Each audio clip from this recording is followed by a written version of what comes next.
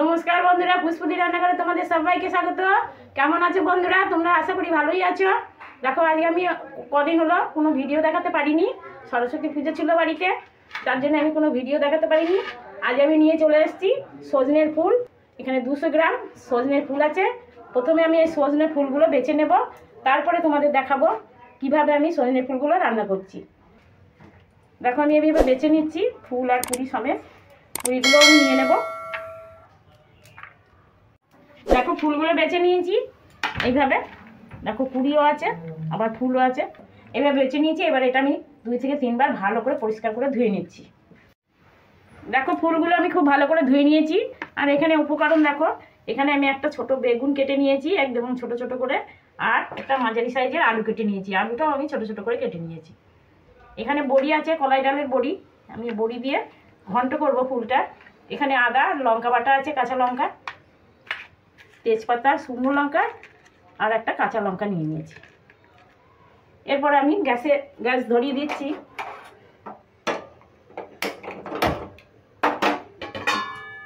কড়াইটা বসিয়ে দিলাম।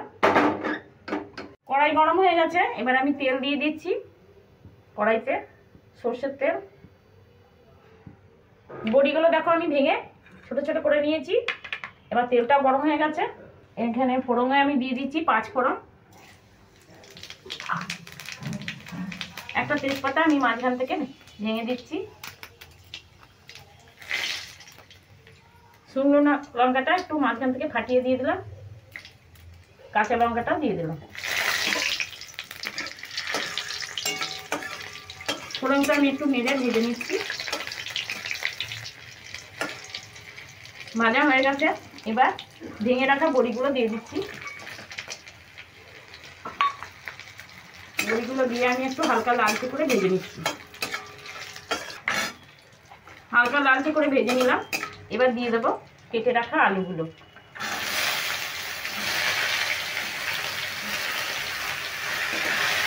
আলুগুলো দিয়ে একটু নেড়ে ভেজে নেব।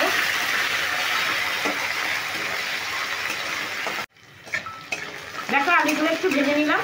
এবার দিয়ে দেবো কেটে রাখা বেগুনগুলো।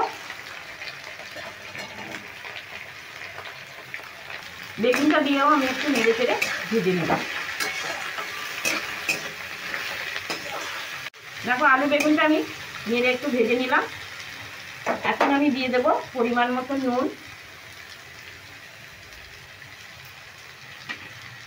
দিয়ে দিচ্ছি হলুদ গুঁড়ো। এবার নুন আর হলুদ দিয়েও আমি একটু ভালো করে নেড়ে নিচ্ছি।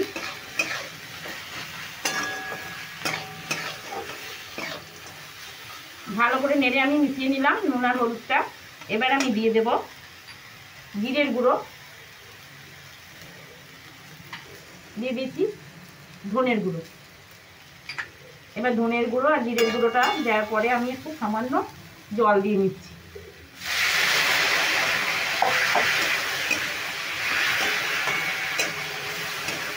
জল দিয়ে আমি ধনের গুঁড়ো আর জিরের গুঁড়োটাও ভালো করে মিশিয়ে নিলাম। এবার দিয়ে দিচ্ছি কাঁচা লঙ্কা আর আদা বাটা। যে কোনো ঘন্ট, শাক বলো, যা কিছু ঘন্ট বলো, একটু আদা লঙ্কা বাটা দিলে খেতে খুব টেস্ট হয়। এবার সমস্ত মশলাগুলো আমি ভালো করে নিয়ে কষিয়ে নিচ্ছি।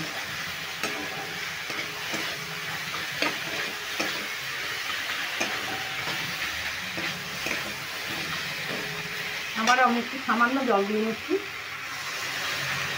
ওতে করে হবে আলুটা বেগুনটাও ভালো করে সেদ্ধ হয়ে যাবে, বড়িটাও আবার কষানো হয়ে যাবে। মশলাটা ভালো করে না কষালে মশলার গন্ধ বেরোবে। আঁচটা এবার একটু মিডিয়াম করে দিচ্ছি। আবার 1 মিনিট মতন আমি ঢাকা দিয়ে নিচ্ছি। 1 মিনিট হয়ে গেছে। এবার আমি ঢাকাটা খুলে নিচ্ছি, তার নাহলে তলায় লেগে যাবে।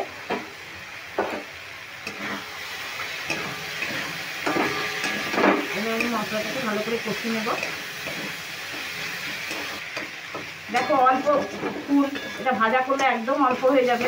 এইভাবে আলু বেগুন বড়ি দিয়ে বানিয়ে নিলে খেতেও ভালো লাগবে, আর ঠাকুরের পাতেও একটু করে দেওয়া যাবে। এখন আমি দিয়ে দেবো ধুয়ে রাখা ফুলগুলো।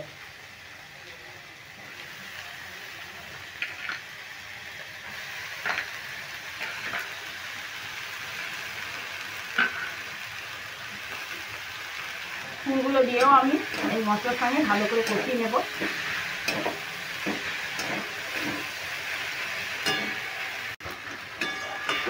দেখো ফুলগুলো আমি মশলার সঙ্গে খুব ভালো করে কষিয়ে নিচ্ছি।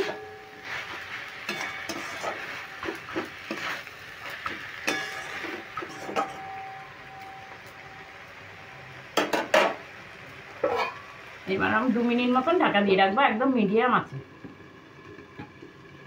দেখো 2 মিনিট হয়ে গেল, এবার আমি ঢাকাটা খুলে নিচ্ছি। দেখো জলটাও একদম নেই, আর একদম রেডি হয়ে গেল প্রায়। এবারও আমি নেড়ে নিলাম। এবারে এই সময় দিয়ে দেবো 1/2 চামচ চিনি। চিনিটা দিয়েও ভালো করে নেড়ে নিচ্ছি।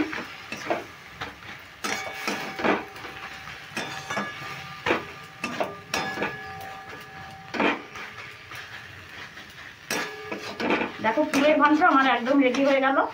এবার আমি দিয়ে দেবো সামান্য পরিমাণে, এটা আতপ চালের গুঁড়ি একটু সামান্য পরিমাণে দিয়ে দিলাম। এতে কিন্তু টেস্ট হবে খুব, যে কোনো ঘন্টতে একটু আতপ চালের গুঁড়ি দিলে খেতে খুব ভালো লাগে, আবার মাখো মাখোটাও হয়ে যায়। দিয়ে দিলাম। এবার আমি আতপ চালের গুঁড়িটা দিয়েও ভালো করে নেড়ে নিচ্ছি।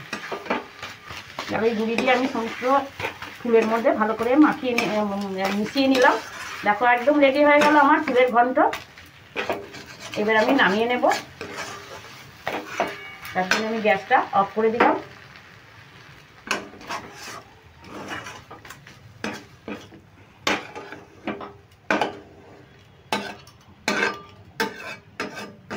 দেখো এইভাবে আলু বেগুন দিয়ে ফুলের ঘন্টটা করলাম বলেই আমার একটু বাড়লো।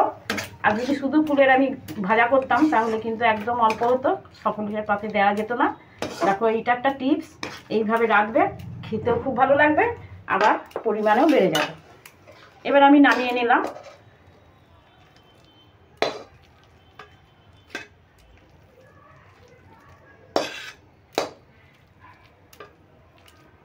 দেখো ফুলের ঘন্ট আমার একদম রেডি। তোমরা এইভাবে বাড়িতে করে খাবে, আশা করি তোমাদেরও খুব ভালো লাগবে। তাহলে বন্ধুরা আমি এবার আসি, পরের দিন আবার অন্য কোনো নতুন রেসিপি নিয়ে তোমাদের কাছে চলে আসবো। তোমরা ভালো থেকো বন্ধুরা, সুস্থ থেকো।